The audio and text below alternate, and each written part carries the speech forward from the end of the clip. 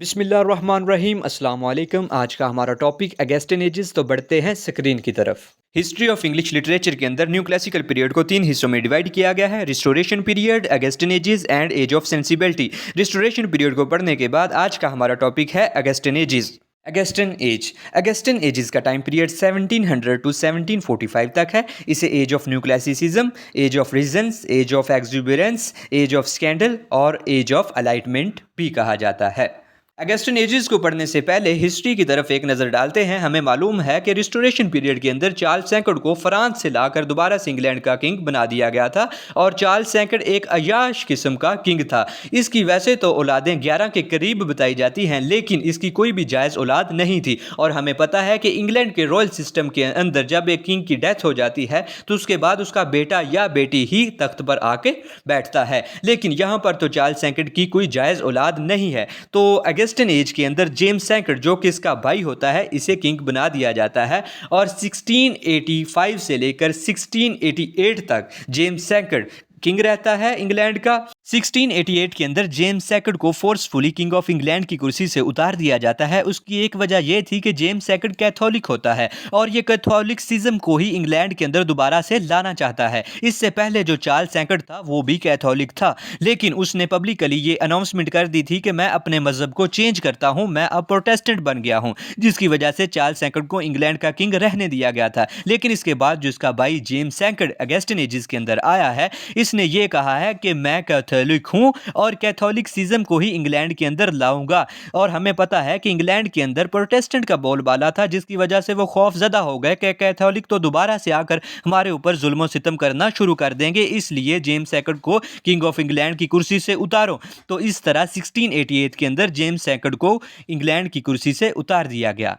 James second को 1688 के अंदर किंग ऑफ इंग्लैंड की कुर्सी से फोर्सफुली उतारने की दूसरी बड़ी वजह यह थी कि उस वक्त गैलोरियस रेवोल्यूशन शुरू हो चुका था, जिसे ब्लडलेस रेवोल्यूशन भी कहते हैं। अब शुरू से होता तो हिस्ट्री के अंदर यह आया है कि जब भी एक किंग अपनी कुर्सी को छोड़ता है तो या तो वो मर गया होता है या फिर उसे जंग के जरिए कब्जा किया जाता है कि अब इस मुल्क पर हमने कब्जा कर लिया है, आप किंग की कुर्सी को छोड़ें, अब हम किंग बन गए हैं। लेकिन इस वक्त 1688 के अंदर जेम्स सेकंड ने जब कुर्सी को छोड़ा तो वहां पर तो ना कोई वार हुई है, ना कोई ब्लड रेवोल्यूशन हुआ है, और बल्कि उसने खामोशी से ही फोर्सफुली 1688 के अंदर अपनी कुर्सी को छोड़ दिया है। अब उसकी वजह यह थी कि जो गैलोरियस रेवोल्यूशन है इसके अंदर इसकी अपनी ही बेटी, जेम्स सेकंड की अपनी ही बेटी मैरी वन और इसका हस्बैंड विलियम द ऑरेंज, इन्होंने किंग के खिलाफ साजिश की थी कि आप कुर्सी को छोड़ दें, और इन्होंने खुल्लम खुल्ला साजिश की है, छुप छुपा के भी नहीं की। जेम्स सेकंड की अपनी बेटी, ये पॉइंट नोट कर लें,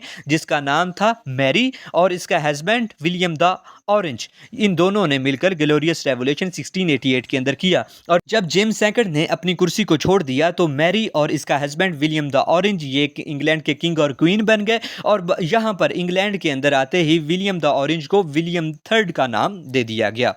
अब क्वीन मैरी और विलियम थर्ड की डेथ के बाद सीन वही पुराना आ जाता है कि अब इंग्लैंड का किंग और क्वीन कौन बनेगा, इनकी कोई अपनी औलाद तो होती ही नहीं। तो जेम्स सेकंड की एक और बेटी होती है जिसका नाम होता है एनी, यानी चार्ल्स सेकंड की वो भतीजी लगी और जेम्स सेकंड की लगी वो बेटी।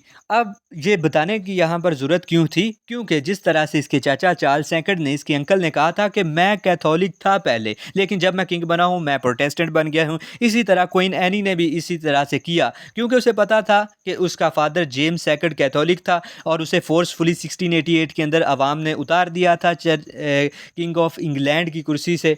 तो इसलिए इसने कहा कि मैं तो जी प्रोटेस्टेंट हूँ और मैं अब आपकी क्वीन भी हूँ। अब क्वीन एन अपनी बहन मैरी की तरह कोई ख़ास क्लेवर किस्म की रानी नहीं थी, बल्कि ये मासूम सी रानी थी, और इन्हें कोई जिस तरह से आके बताता था उसके ऊपर ये यकीन कर लेती थी, और ये आमतौर पर बीमार ही रहती थी। जब इन्होंने क्वीन का हल्फ उठाया है तो तब ये व्हील चेयर के ऊपर ही स्टेज के ऊपर आई हैं, और तब भी इनको बुखार ही था। और माइकले ने, जो कि फेमस प्रोज राइटर थे उस वक्त के, इनके बारे में लिखा भी है कि शी वाज स्टूपिड, कि वो कोई ज़्यादा क्लेवर नहीं थी, बस बेवकूफ़ सी रानी थी। अब अगस्टिन एजेस के अंदर होने वाले लिटरेरी वर्क को देखते हैं। अगस्टिन एजेस के अंदर पोइट्री के ऊपर बहुत ज़्यादा वर्क हुआ है और स्टाइरिकल वे ऑफ पोइट्री पोइट ने यूज़ किया है, यानी फ़नी वे के अंदर जाकर दूसरे पोइट के वर्क को क्रिटिसाइज़ करना। और कुछ इसके अंदर पोइट ऐसे भी थे जो इसे गलत मानते थे और कहते थे कि आप जिस तरह से मर्जी लिखें, लेकिन दूसरे के लिखे हुए वर्क को क्रिटिसाइज़ ना करें, यानी वो जेंटल आयरनी का यूज़ करते थे। अगस्टन एजिस में the graveyard school of poets बहुत ज़्यादा फेमस है। जैसे कि नाम से ही ज़ाहिर है कि इन्होंने लाइफ की डिस्ट्रक्शंस, डेथ और सारोस के बारे में ही अपनी राइटिंग के अंदर लिखा है और ये एलिगरी फॉर्म ऑफ पोइट्री के अंदर अपना वर्क लिखते थे। ग्रेवयार्ड पोएट्स के अंदर सबसे पहले रॉबर्ट बिल्टन और इनका फेमस वर्क है द एनाटॉमी ऑफ मेलनकली और इसकी वजह से इन्हें बहुत ज़्यादा मकबूलियत मिली थी। दूसरे नंबर पे हैं थॉमस ग्रे, जिनका फेमस वर्क है elegy written in a country churchyard और ये वर्क इस एज का यानी अगस्टन एज का बहुत ज़्यादा फेमस वर्क माना गया है। इनके बाद एडवर्ड यंग और रॉबर्ट ब्लेयर हैं। एडवर्ड यंग का फेमस वर्क नाइट थॉट्स और रॉबर्ट ब्लेयर का फेमस वर्क द ग्रेव है। दूसरे नंबर पे है क्लासिकल स्कूल ऑफ पोएट्री। जैसा कि इस वीडियो लेक्चर के शुरू में ही बताया गया था कि जितने भी इस एज के अंदर राइटर या पोइट्स होंगे ये सब के सब इन्फ्लुएंस हो रहे हैं क्लासिकल पोइट्स से, क्लासिकल राइटर से। क्लासिकल स्कूल ऑफ पोइट्स के मतलब हंसन ने 5 किस्म की कैरेक्टरिस्टिक बताई हैं, जिनमें सबसे पहले नंबर पर है द प्रोडक्ट ऑफ इंटेलिजेंस, यानी ये जो पोइट्री थी ये एक पढ़ा लिखा इंसान ही समझ सकता था, कोई आम अनपढ़ इंसान इस पोइट्री को समझ नहीं सकता था क्योंकि इसके अंदर बड़े मुश्किल अल्फाज का यूज़ किया गया था। दूसरी करेक्टरिस्टिक है टाउन पोइट्री, यानी कि ये पोइट्री ख़ास शहर के लोगों के लिए लिखी गई थी। इसमें खेती बाड़ी और किसानों के मतलब और ज़्यादा कोई इमेजिनेशन इमोशंस के ऊपर बात नहीं की गई थी। तीसरे नंबर पे थी रोमांटिक एलिमेंट्स, इसके अंदर नहीं थे, जैसे पहले ही बता दिया गया है। इसके अंदर इमेजिनेशन भी नहीं थी, इसके अंदर कोई इतने ख़ास किस्म के इमोशंस का को भी डिस्क्राइब नहीं किया गया, बस रियलिटी के ऊपर ही बात की गई है। चौथे नंबर पर लव ऑफ सुपरफेशनल पॉलिश और क्लोज्ड कैपलेट, ये इसकी 5 मेजर करेक्टरिस्टिक थी। Alexander the Pope, Augustan ages को अलेक्जेंडर द पॉप एजिस भी कहा जाता है क्योंकि ये एज अलेक्जेंडर पॉप की वजह से बहुत ज़्यादा मशहूर हुई थी। और अलेक्जेंडर पॉप के मतलब एक बात याद रख लें कि ये कैथोलिक थे, जिसकी वजह से इनको इस एज के दूसरे राइटर्स ने, पोइट्स ने बहुत ज़्यादा क्रिटिसाइज़ किया था क्योंकि वो दूसरे प्रोटेस्टेंट थे, इनका बहुत ज़्यादा मजाक बनाया गया था। अलेक्जेंडर पॉप की लाइफ को 3 हिस्सों के अंदर डिवाइड किया गया है। एक है अर्ली एजिस, यानी जो इनकी शुरू की लाइफ थी, उसके बाद इन्होंने शॉर्ट ऑफ ट्रांसलेशन, जब इन्होंने ट्रांसलेशन की थी। तीसरे नंबर पे है इनकी जो लास्ट पीरियड 1715 से पहले के लाइफ पीरियड को अलेक्जेंडर पॉप का अर्ली पीरियड माना जाता है।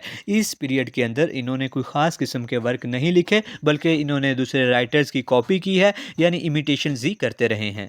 अर्ली एजिस के अंदर पॉप ने 4 पेस्ट्रल लिखे थे, यानी चारों मौसम्स के ऊपर इन्होंने 4 पेस्ट्रल लिखे थे, on spring, on summer, on winter और ऑन ऑटम के नाम से। 1715 से 1725 का लाइफ पीरियड अलेक्जेंडर पॉप का ट्रांसलेशन पीरियड माना जाता है।